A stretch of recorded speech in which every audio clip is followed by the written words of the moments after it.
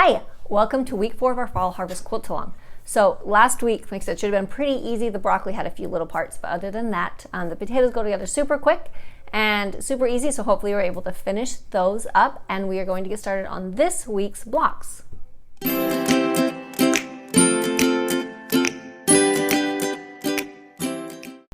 Okay, so this week we are making the carrots, and after you've done the carrots, everything else is seriously going to be a piece of cake. These are the ones that have the most little kind of finicky things and the most rectangles corners that we have to do out of all of them.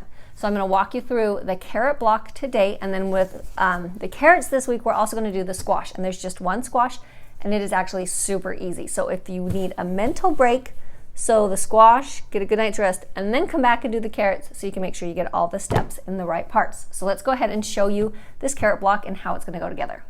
So here I have the whole carrot block laid out so you can see all the different parts. And like I said, this one is definitely probably the most complex block of all of them just because of all the different rectangles that we're dealing with. So we have the two up here, the two on this green piece, and then the two on the bottom corners that are rectangles. These ones are just going to be your regular squares, so no big deal there. The thing that we're doing a little bit different on these ones, I'm going to pull this one in so you can see it, is we're not going to go to the corner. We're going to have a little mark in 1/4 of an inch on the top and then your mark in on the bottom. And you can see that we have the marks here going the opposite directions. So now what we're going to do is we're going to take it and we're going to line it up evenly along the bottom, and then the top, make sure that the line that you drew matches up with that mark. And then it's going to extend off past the top of the block, and we'll just trim that off when we're done, but that's going to make sure that we have the coverage that we need. So again, you're going to line it up along the bottom and then extend it, line it up with your 1/4 inch on the top and extend it past. And I'm just folding it back and kind of holding my finger to see that that's lined up correctly where it should be. So you can just fold it back a little bit and see that line. So we'll sew those on, and then down here, the same thing. You can see that the angle that the line needs drawn, and then it will be flipped for this side. And then we're going to line it up on this side and extend past down here where we are up 1/4 of an inch from the corner. And that's just going to make sure that all of our points, the point on the bottom of our carrot and the points up here, are going to be well inside your block, and they're not going to get cut off. Sometimes with the angles, you can get a little bit close to the end and you'll chop that point off, and we want to make sure that we don't do that. So that's what this is going to allow us to do and to make happen. So after we get all these pieces sewn on and trimmed, you can see the layout that's going to get sewn together. The two green portions, add your sides, sew your two carrot halves together, add them to it, and then the carrot will be done. So let's go ahead and sew up a couple of those, and then we'll be ready to put it all together. Okay, so like I said before, when you're lining these up, make sure it's lined up along the bottom, and then I'm just going to kind of put my finger on the line there to rotate it kind of where it needs to go.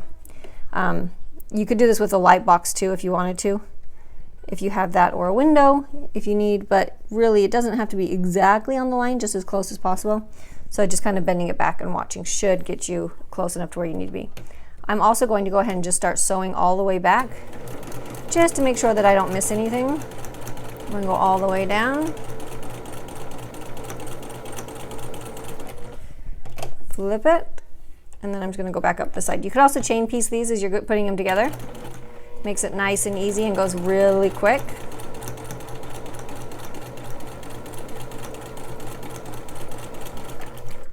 All right, so that one is done and ready to trim. And let me grab the carrot. So before I do the bottom one, because this one is super easy, let's do the square first.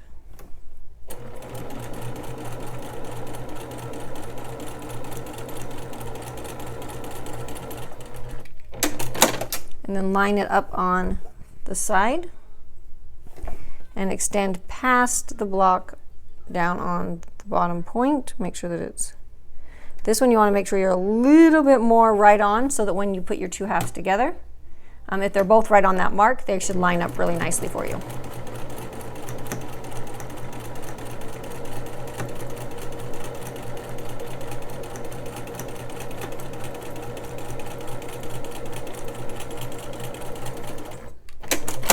All right, so all of our seams are sewn. We just need to trim it up, iron it, and then put all of our halves together.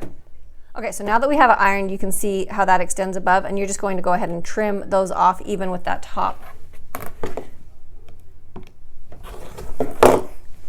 So now it's ready to go. Now we're going to take this one and sew it to the bottom, and then add the sides and finish out the carrot.